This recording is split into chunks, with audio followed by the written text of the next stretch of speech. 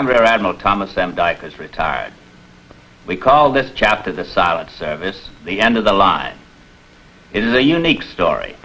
Unique because it had never happened before in the history of anti-submarine warfare, and because the methods employed were anything but orthodox. You will hear the captain of the USS Thresher say, "Those little buzzards would try anything."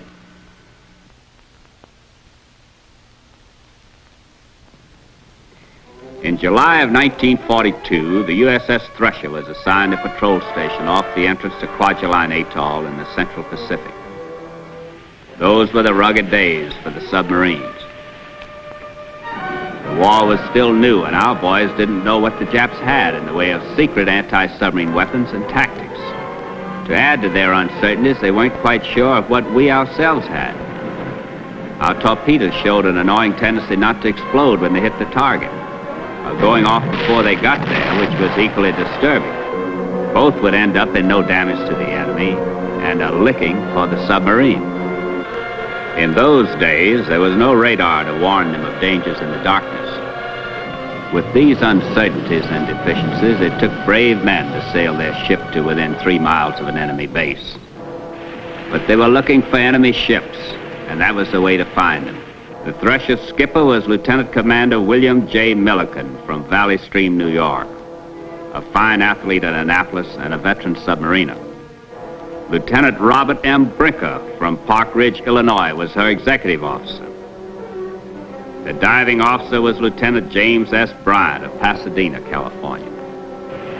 A torpedo officer, Lieutenant Lawrence V. Julin of Albuquerque, New Mexico, was off to the deck on the early morning of July 8, 1943, as the Thresher stealthily approached her diving point off the entrance to Kwajalein. I've been hearing something, Mr. Julin. Sounds like an engine run. Where? What direction? I can't make it out. Seems like it's all around us. Can't you hear it? Is that what you mean?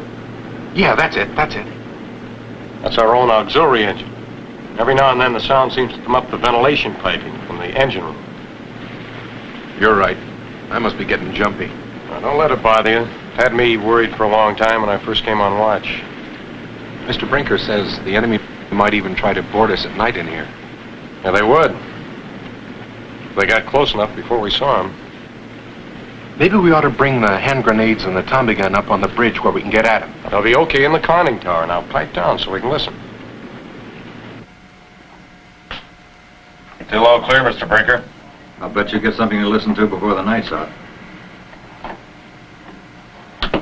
Bridge! Yes, Bob? Still all clear on the sound gear. Thanks, Bob. Why don't you get some rest? I am. I'm going below now. The captain's resting here in the conning tower if you need him. Right.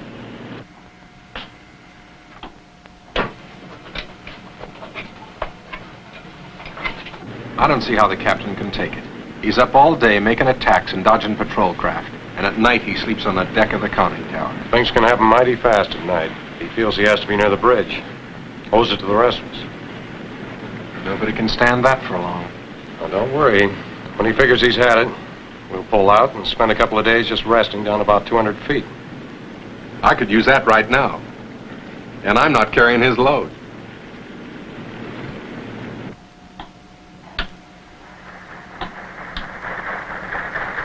High-speed propellers bearing 105. Right, full rudder!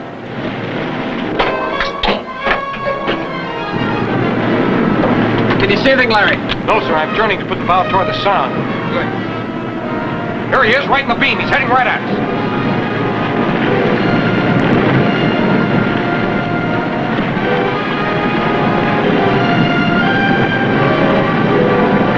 Collision imminent!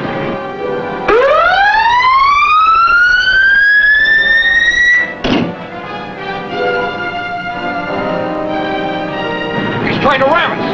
All back full!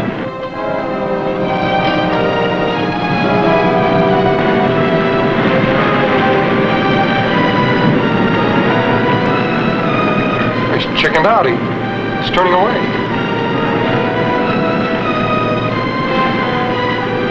Here, Mr. Julin, let him have it. They're going to let us have it. Clear the bridge! Dive! Dive!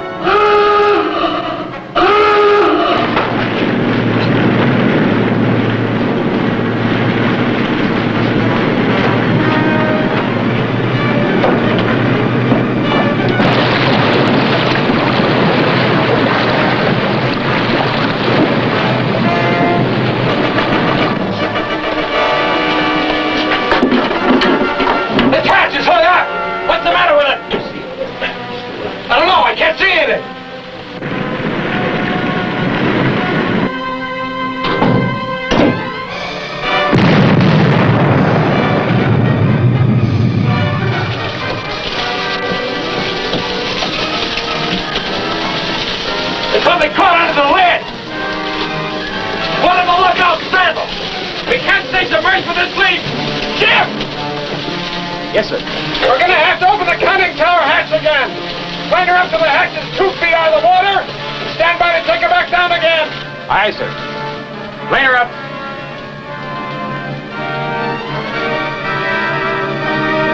You men better go below. We'll have to take a shell through here.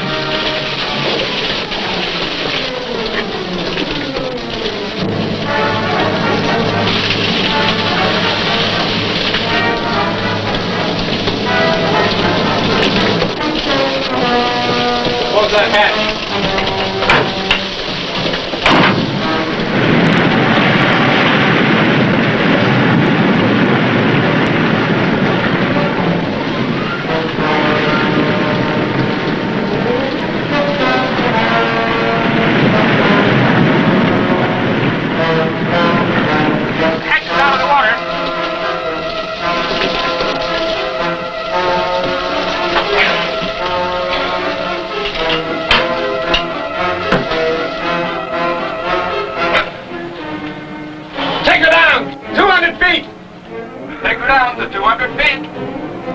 Take her down 200 feet. Flood negative.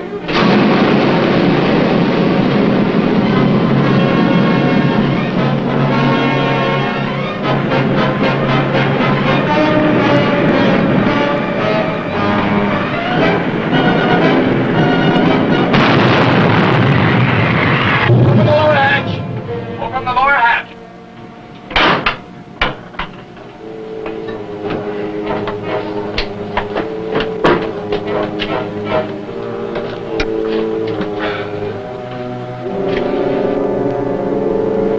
Low negative to the mark.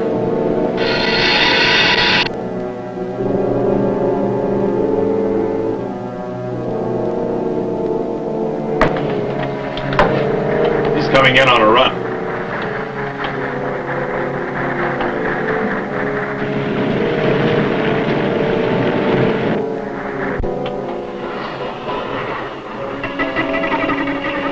What do you suppose that is, Larry? I don't know. Something new, I guess. There's no worse than that, I guess we can take it. 200 feet, Captain. Very well. That's where life begins, Larry. 200 feet. No damage below. Everybody's okay. Good. Should have seen it, Bob. He had us cold. All he had to do was keep coming. He'd cut us right in half. At the last second, he chickened out and he turned away. Then we ran along side by side looking at each other. Oh, sorry, I missed it. I got the Tommy gun for Mr. Jolin, but he wouldn't take it. Oh, when I saw the guns he had, I figured it was best not to disturb the peace. Put us on a course for Kwajalein, Bob. We'll keep on running silent. My guess is we haven't shaken this joker yet. Yes, sir. The tenacious Thresher continued to head for her hunting ground off the entrance to the atoll. Down Periscope. Battle stations. Battle stations, aye?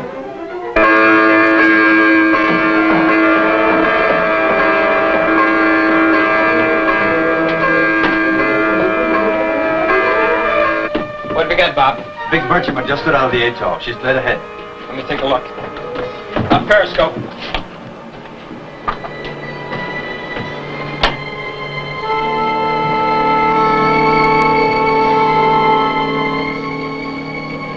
Down Periscope. I don't see any escorts. I didn't either, but our friend from last night is still milling around astern. Make ready all torpedo tubes. Set depth at 10 feet. Now let's all settle down and get this guy. Up Periscope.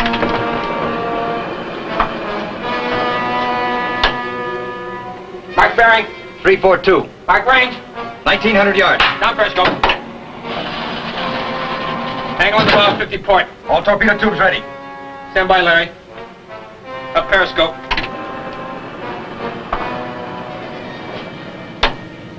Mark bearing. 340.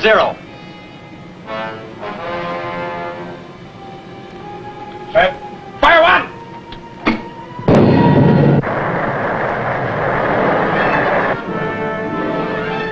Fire!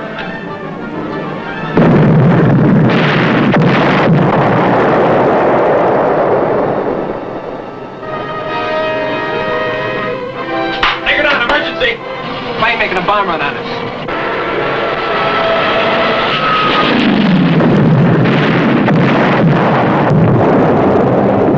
That was a close one. Take it right down to 200 feet, Jim. Everything okay down there? Everything's operating okay.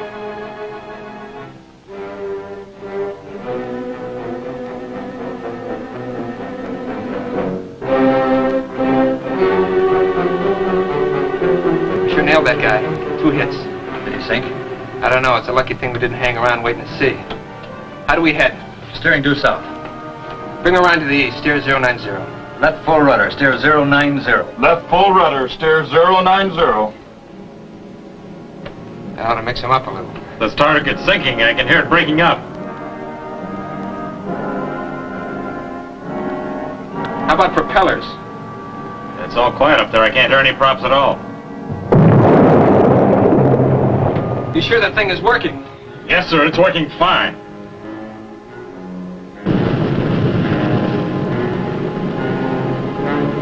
They followed us on that last turn, Bob. There's got to be a ship up there. There must be. I don't see how they can see us from the air at this depth. Just to be safe, we'll take her down to 250 feet and change course again. Take her down to 250 feet. Steer 180.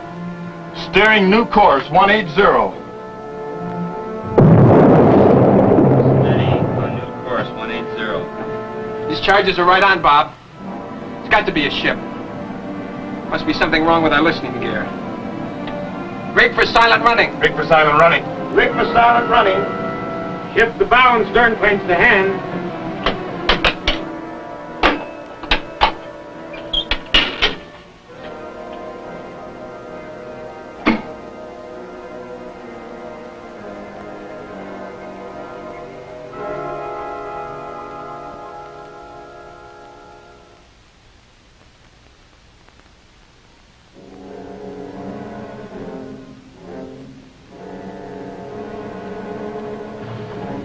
Well, we'll soon find out if they've been hearing us. All compartments are rigged for silent running.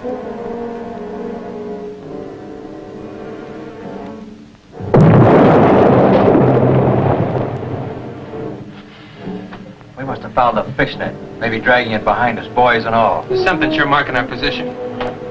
Have all compartments checked for oil or air leaks overboard. That first charge was a dilly. If we ruptured an oil or an airline, we'd be leaving a nice trail.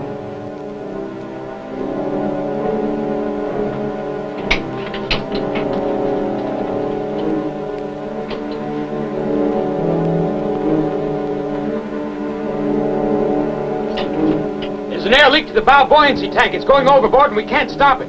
We'll keep trying. Aye, sir. Serious, Bob. No matter what we do, they can hang on till dark.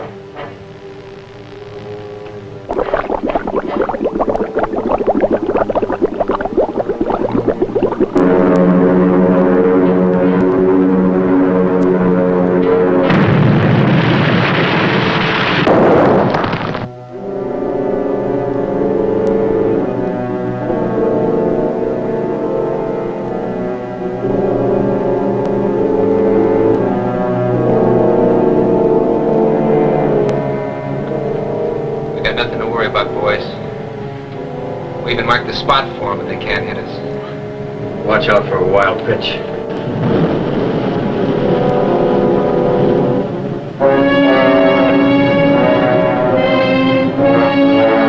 High-speed propellers bearing 337. What does it sound like? Destroyer? Patrol boat? Sounds like the same guy as last night. He's heading right for us. His bearing hasn't changed. It's the same noise again.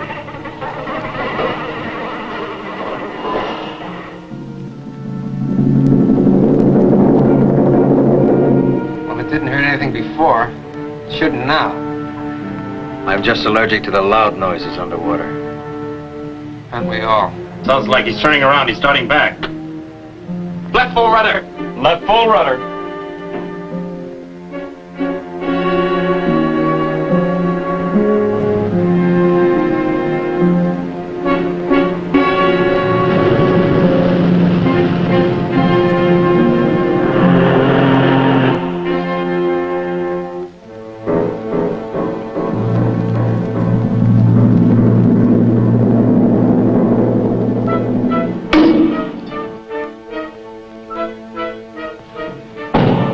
What's that, Mr. Brinker?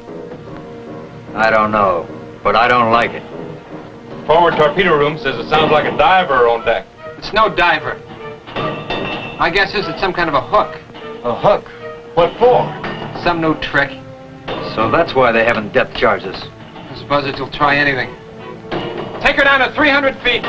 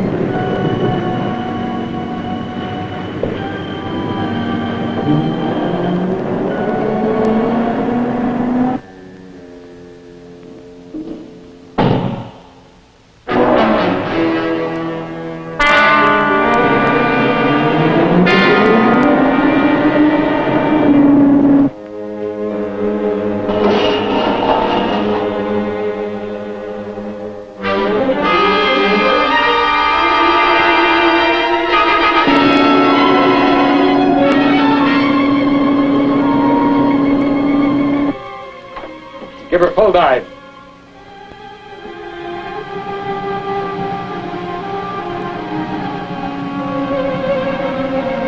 I'll have to have more speed, Captain. She won't go down. In fact, she's coming up on me. All ahead, 2/3. Left full rudder. All ahead, 2/3, left full rudder.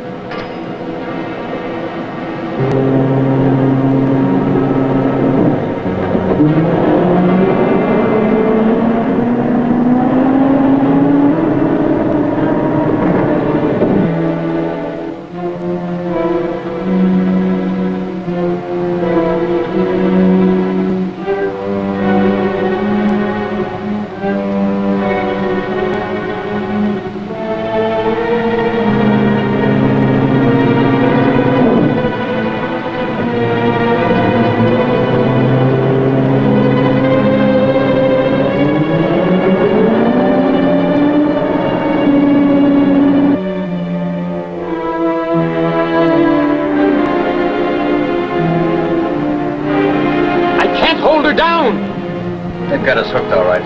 Yeah, I was hoping it would bounce off. It must have caught onto something. The plane is just like a fish. Well, we'll have to break it loose. All ahead full, left full rudder. All ahead, full speed, left full rudder. My guess is they'll try to hang on to us until we use up our battery and have to surface. Well, maybe this turn will snap it loose.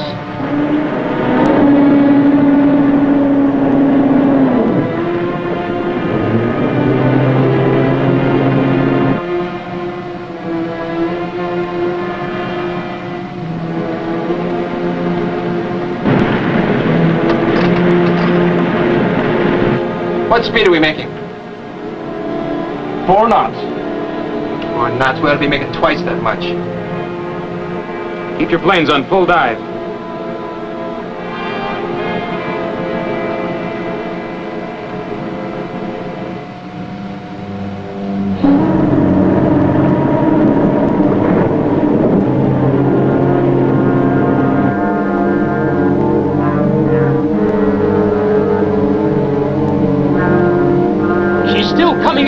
Permission to flood negative? Flood it! Flood negative. What negative?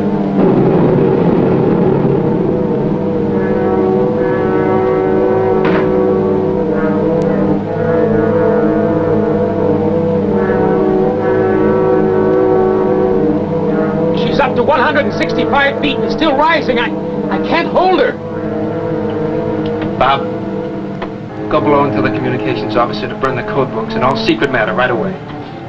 Yes, sir. Shift your rudder to right full. Shift the rudder to right full.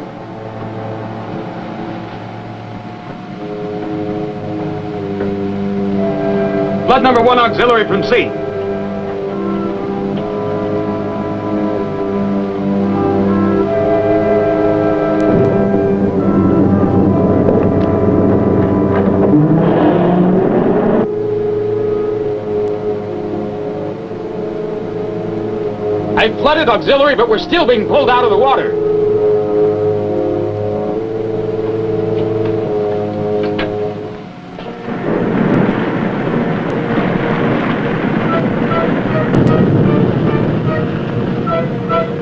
Ships are coming in from all around us, sir. Tell maneuvering to give us all the speed they've got. Maneuvering, give us all the speed you got. He's burning the stuff now. Good. We're kicking ahead at full power. This ought to break something.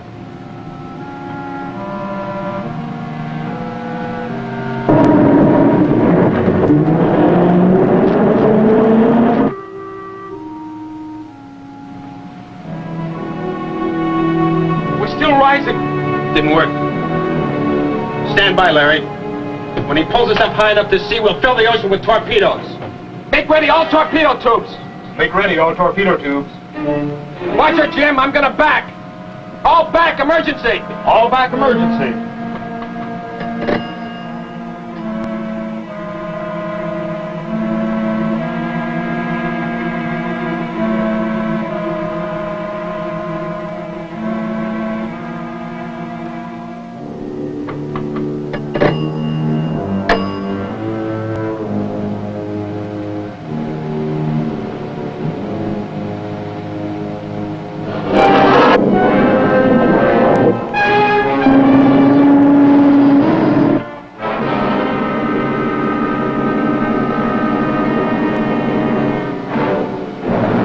We've broken loose. We've broken loose. We're going down.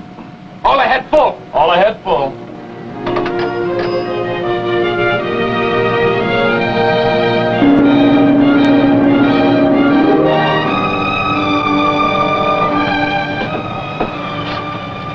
Now that it's all over, I'm a little weak in the knees.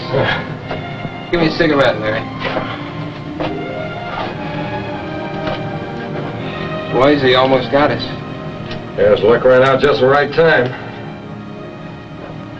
He's still a pretty lucky guy. How's that, Captain? Oh, when he sits around telling about the big one that got away, he won't be lying.